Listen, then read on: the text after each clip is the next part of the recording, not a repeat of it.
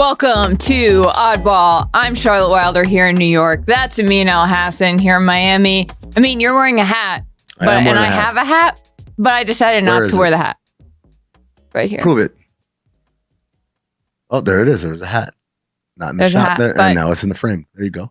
I was too sweaty. So, there's some big news around here today. It's the NFL opening day. Everybody's talking about it. But you know what? I mean, I don't care because here at Oddball, we have more important things to discuss, like the NBA in early September. Am I right? Yes, we have so many gripping, vital stories. There's so much NBA news right now. This is actually the hot period for NBA news. I don't know if a lot of people know that. September. That's where it's at. Actually, people forget. I mean, we got breaking news like this, such as that Steph Curry is a Red Sox fan. Did you know that, Amin? I don't believe that. How about that? You don't believe that? Listen, No. Steph was at the Mets-Sox game in New York, and former Sox pitcher Jonathan Papelbon, shout out to one of my personal heroes, I guess. I don't really know him. Personal hero. Not sure where I'm going with this. I'm going to look at his old tweets. And Papelbon asked which team Steph was rooting for on Twitter. And Tom Caron, an announcer at Nesson in Boston, said Steph is a massive Sox fan. Had his bachelor party at Fenway in 2011. His college roommate was from Maine, and they all got hooked watching you guys win it all in 2007. And this is true. I mean, Steph's roommate was a guy named Bryant Barr from Maine. They were at Davidson during the Sox 2007 World Series run. And this guy, Barr, now runs Steph's investment fund, SC30. Okay, so I'm supposed to take the word of this Tom Caron of Nesson that, oh, yeah, he's a huge fan. So what? Maybe that's all they could get for a venue for the bachelor party was Fenway Park. Steph Curry? Yeah, so what? Well, so his roommate's from Maine. Who cares? Okay, Who cares? I care. I will not take any Maine slander. Maine's having a basketball moment. Cooper Flagg is from Maine, projected #1 draft pick.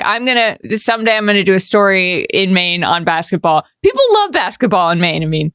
I don't doubt that they love basketball in Maine. What I doubt is somehow that Red Sox fandom. It's like, oh yeah, my roommate's really a big Red Sox fan, so I become a Red Sox fan? How preposterous is that? Come on, no way. Well, I've had roommates, Charlotte, as have you. Have you adopted any of their sports fandoms in your entire life? No, but Steph Curry grew up in North Carolina. Am I right? Do they have a professional baseball team? Yes, it's called the Atlanta Braves. Everyone who grows up in the Southeast is an Atlanta Braves fan. My bad. Let's. Do we have any? What else is there that can compete with the NFL today? Not much. Maybe there's this. Some Here we stuff. go. Yeah, no, there is. So Bam Adebayo got a key to the city from the city of Miami. Obviously, Bam had a great summer, won a gold medal for Team USA, his second gold medal, by the way, I believe. And, good times. Had his whole family out there, had his mom sitting there, and sitting right next to Mama Bam, or Mama Adebayo, was Asia Wilson. Asia Wilson. Now, the two kept popping up at the same events in Paris and have appeared to reference each other in cryptic social media posts. Then during the ceremony, Miami-Dade Mayor Daniela Levine Cava appeared to blow up their spot. Take a listen to this. Asia Wilson. And she won gold in women's basketball. I guess that has something to do with Bam and the Heat, huh? Being here today. Well, we are super proud. We're going to be presenting the keys in a moment. Okay, so, I mean, NBA and WNBA fans have been like, this is sort of an open secret, like that they are potentially dating. She was at a million Heat games last year. Yeah, she was there a lot, and we were like, But she tweeted this after the mayor apparently said that. What? This is Sid Colson. This is her teammate who said, if I send you this, just know I'm finna tell on you, with a picture of the mayor speaking into a microphone. Sydney Colson is a national treasure. Big week for Sydney on Oddball. She's providing 73% of our content right now. I don't know. Did you get a producer credit? Please keep tweeting. Yes, please. Can she also come on the show? I mean, look, I asked her. Now she doesn't return my calls anymore because she's such a big deal. Why? Doing wild and out. And, I don't know. When you win a championship, Charlotte, like, you're hot shit. When you win multiple championships, now it's like, yo, my number changed. Yo, have your people call my people, that kind of thing. Which is weird because her people are also my people, but they're all, Gina Parody, so she's big time in it. I got big clients and everything. It's what's happening. It feels like a challenge. It feels like you're issuing a challenge. I'm not issuing a challenge. I'm merely just kind of sadly reminiscing about the days me and my friends could just kick it. Nobody knew any, none the wiser. Now they're all rich and famous, and I'm happy for the rich and their fame. But like, what am I, a little old mean, man? Sometimes. I'm still here. I'm still a little old Charlotte with you. For now, and then you're gonna blow up and you'll forget about me too. That's a very nice thing to say, but I don't know if I see that coming down the pipeline. Yeah, I'm like, I don't know. All right, here's something that can compete with the Kansas City Chiefs is the Philadelphia 76ers potentially moving to New Jersey. Reports say this is possible because New Jersey is making a serious push to convince the Sixers to move to Jersey and into a new arena that would be built in Camden, which is, if I'm not mistaken, currently where their practice facility is. Yes, their practice facility is in South Jersey. I've been there and I can't remember. So it's where, if you guys remember, they unveiled the Charles Barkley statue and everybody joked about how small the statue was and how disrespectful. Or was it Iverson? It was an Iverson statue. Either way, when everyone was just complaining about the statues, those statues are located outside the practice facility. Practice facility is located in South Jersey, believe it, in Camden. And so the arena would be an extension on all this. And again, like, it's not unlike the New York Giants playing in New Jersey. It's like, oh, they play in New Jersey, but it's like, it's right across the river. That's not a big deal. Right. Let me tell you why this is possible, right? Okay. This isn't like the Wizards situation that we followed months ago where the Wizards were going to move the team to Virginia, to the suburbs, right? The suburbs. Everyone got upset, and rightfully so. Because in the case of the Wizards, they own their building. They own I believe it's called the Cap One Center. Monumental Sports, which owns the Wizards, owns the Capitals, owns the Capital City Go-Go, owns the Mystics. They own the building that they play in. So it's like, just build a new building or renovate this one or whatever. But like, just to abandon DC for no reason is kind of weird. Whereas the Sixers not owned, or they do not own the arena they play in. The arena they play in, the Wells Fargo Center, is the Flyers arena. And so the Sixers get second dibs on dates and all that stuff, on the sponsorship deals. They are the little brother in this. They are basically the Clippers of their arena. What we've seen, Charlotte, recently is more and more of these teams that are in those kind of relationships as tenants are seeking to build their own buildings so they don't have to deal with that. So we see that with the Clippers moving into Intuit Dome this season. And at some point, I believe we're going to hear the Celtics. Maybe not now, but now that there's a sale that's about to happen or has happened, we're going to see the Celtics probably start to explore a new arena somewhere because they are second tenants in their own building. I'm going to have a lot of fun guessing where that's going to be in the Boston area when we get to that content portion of the news cycle.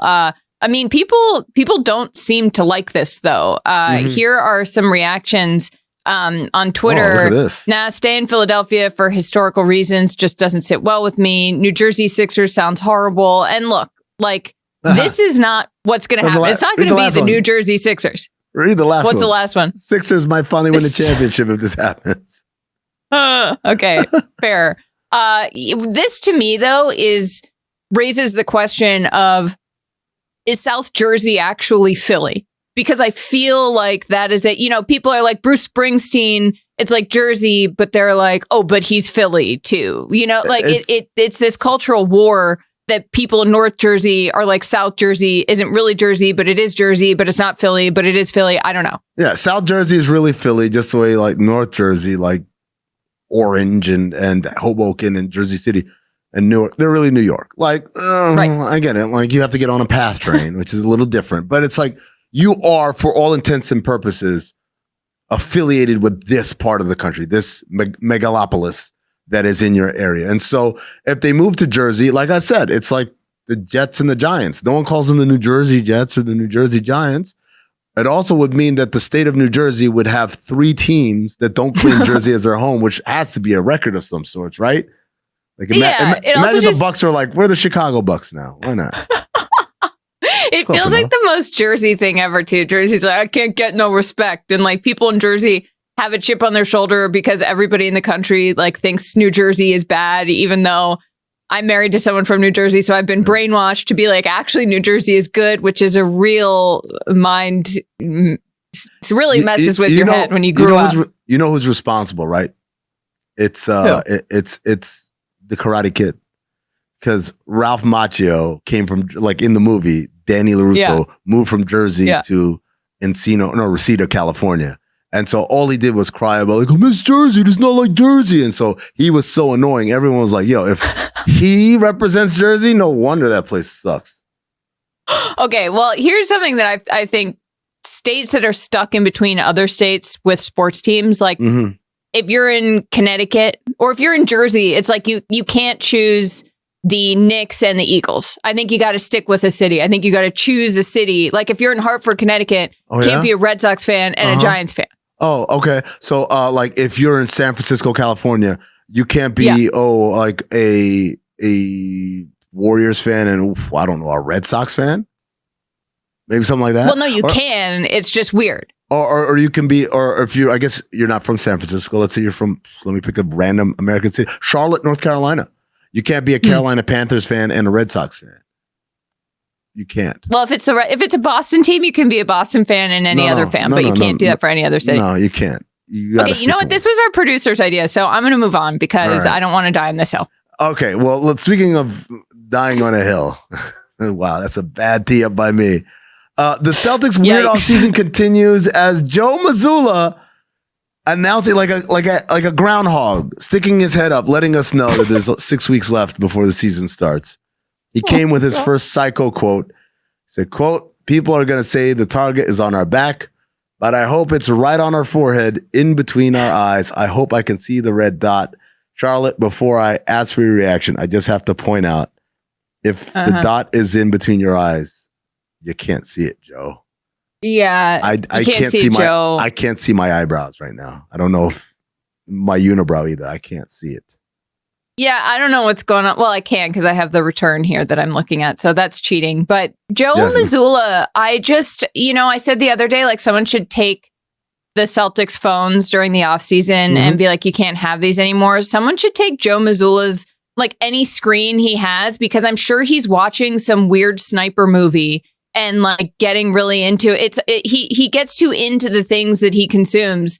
And that wouldn't even help though. Like, Joe, get a grip, buddy. I would love for you to sit down with Joe and say, you've been watching American Sniper, haven't you? And he's like, how did you know? Wow. Who told? Who told, Charlotte? Yeah, or like The Bourne Identity. Isn't there some sniper stuff in that? Full Metal Jacket. How about that? One of these movies. All right. There you go. Joe, we see you. We see you, Joe. All right. Last time we talked to me on Tuesday, we talked about the Cheryl Swoops, Caitlyn Clark stuff. Because there's been a bunch of back and forth and controversies. And minutes after we finished taping that, there was a weird development, which is that Swoops put out a now deleted tweet that blames Stephen A. Smith and Nancy Lieberman for Swoops receiving a threatening phone call. And she posted the number of the person who called in this tweet because Lieberman was on Stephen A.'s show and discussed how disagreement between Nancy and Cheryl about Caitlyn Clark led to them not being friends. And I just feel like we got to stop this cycle. We gotta put a pin in this whole thing in Caitlyn Clark being a reason friendships are ending. You know what? Enough of you, Charlotte Wilder. Me? You told Jaylen Brown and Jason Tatum to get their phones taken away. You told Joe Mazzulla to stay away from microphones and cameras. Now you're telling Cheryl Swoops and Nancy Lieberman and Stephen A. Smith to stop arguing over Caitlyn Clark. What show are we going to make, Charlotte? You just took out our whole A block. What do you want? Okay, Cheryl. You want Cheryl, these people sorry. Like be on their best behavior? What are we going to talk about then? Let me redo it. Cheryl. Please keep tweeting Nancy Lieberman. Please go back on Stephen A's show, and everybody keep using Caitlyn Clark as a lightning rod to discuss your hottest takes, because it is September and we're making an NBA show and we need stuff to talk about. Is that better? That's more like it. I think we need to be more encouraging of all the shenanigans. I think and give all the Celtics back their phones. Yes, absolutely. And you know what, Jaylen Brown? I'm waiting for the next music video. Yes. I need the full album drop. And I need a video for every song on the album, even the interludes. Remember interludes? I like that. I like an interlude. Oh, man. You know? 20 CB. Caitlyn Clark, I mean, is like a Rorschach test, one of those ink blot things. In terms of just like people can use her as a thing to fight with other people about. So our producers here, our wonderful, wonderful producers at Oddball, came up with a literal Caitlyn Clark test, ink blot test, to see what it means. So would you please tell me what you feel when you see this image? This is bizarre. I see a boy, and his father never hugs him and tells him he loves him. And as a result, he has so much resentment and anger in his life. And also, I see a lot of records being broken and maybe a triple-double because you fought for a rebound over your own teammate. How'd I do? She did do that. You did great. You did great. Thanks. Well, maybe we got some stuff to talk about offline, but we'll find you somebody. I tell you what we need to talk about. We need to talk about Anthony Edwards and Justin Jefferson, right? Let's go ahead and cave into the big football wants to elbow its way into our show. So here we go. And it appears that the iconic Kevin Garnett, Randy Moss photo shoot from 20 plus years ago is set to be recreated by Anthony Edwards and Justin Jefferson, kind of like the new school, cool Minnesota athletes. They only come around once every 25 years or so. A behind the scenes picture of the photo shoot was released. And there we are. Yep. We're going to get one of those there. Yep.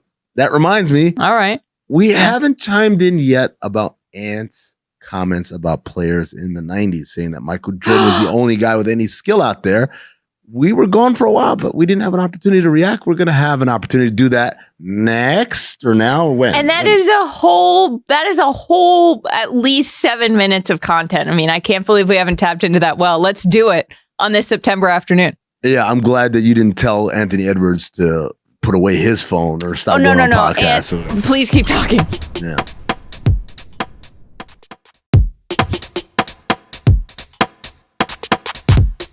Welcome back to Oddball. It's time to dip our toes into the content bucket that Anthony Edwards so kindly provided us for the B block of our show today.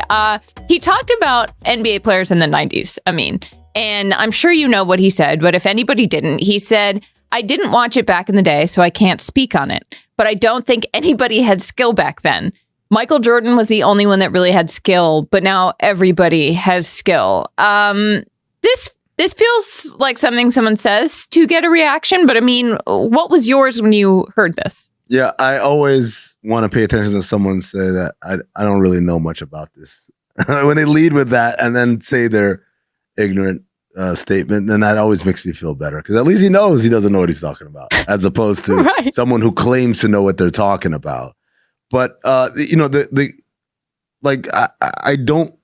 He watched a couple games on YouTube, I guess, or something like that, and I don't know. I think it's a difference between saying, guys like in the 50s versus now, sure. But when you're talking about, especially the 90s, like that's the modern game right there. Now there are going to be things that they didn't do as well because they weren't emphasized, not because they were incapable. So one of them was like 3-point shooting.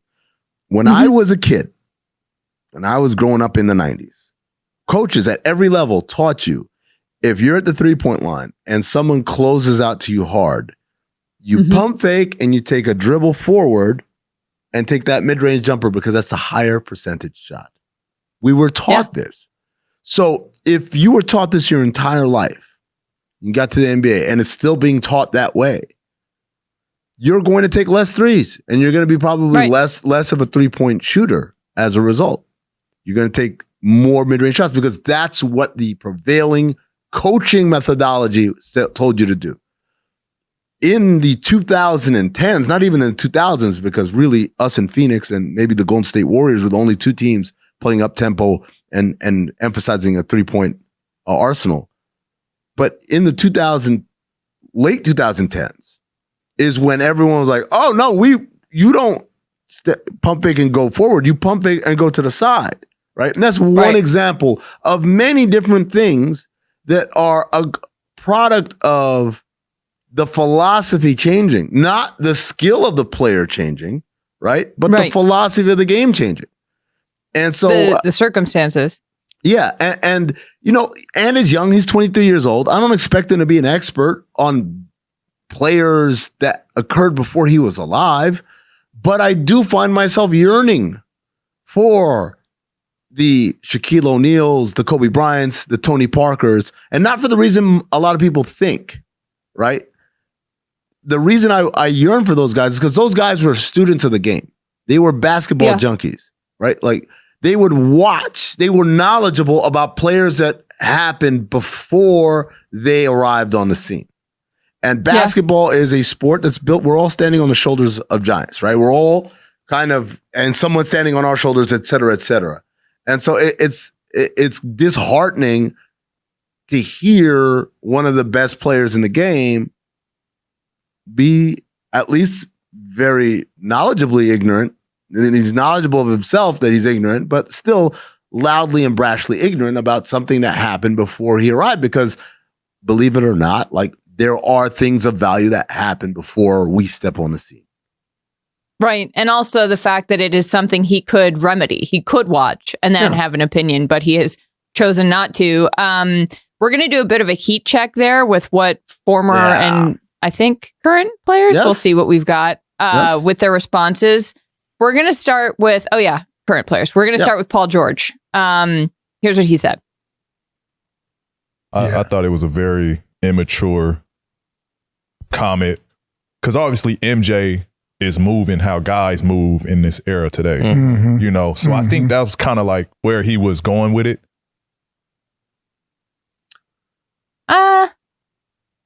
I mean, Clyde Drexler played in that era, and he was athletic and fluid and stuff. Tracy McGrady played in that era. I mean, he was young Kobe Bryant. Both of those guys were younger and towards the tail end, but they played in the 90s. They played pretty well in the 90s. I thought Paul's remarks, it wasn't not that hot. It was appropriately temperatured. How about that? Great. Okay. We're going to put that at like a nice pool. Sure.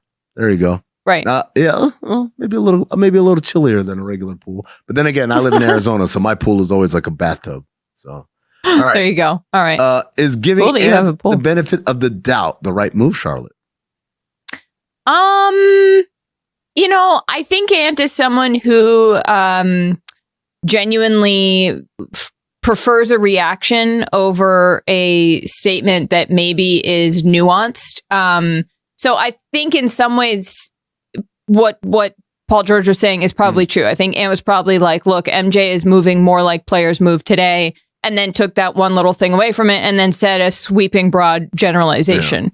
But you still don't necessarily want to go in that direction with public comments. Dominique Wilkins was on our Friends, All the Smoke. He appeared with Matt Barnes and Steven Jackson. And he seemed to comment on Ant without mentioning his name. Listen to this. I hate when they try to shit on us diminish to prove their point. Right. You can't they don't have to do that, because, great is great. Don't care what area you're in. You can be an iconic figure of the game, in which we have a lot of guys who fits that bill. But, the game going to keep evolving with or without you. All right, Charlotte. I think that's a pretty great response. It is a great response. Where do you put it, though? Well, I don't know if it's hot or cold, if it's great. Because I think it's warmer than Paul George because it's got some heat behind it, but not necessarily. Yeah. But I think he's accurate in what he said. All right, what's the last one we got? You know what? We're going to close it out with Magic Johnson. I'm just going to tell you what he said. He said, I don't want to respond to a guy who haven't won a championship. Oh, that's all the way to the top. To the top. That's the heat. Yeah, that's the heat right there, folks. I don't care to respond to you. Oh, my God. He's like, how dismissal. Do it in the playoffs. Yeah. Do it in the playoffs, man. Absolutely. Championships, rather. Yes. All right. Well, that's all we got for you today, folks. Michael Jordan's depoy was fake. We love you. Bye. Stop.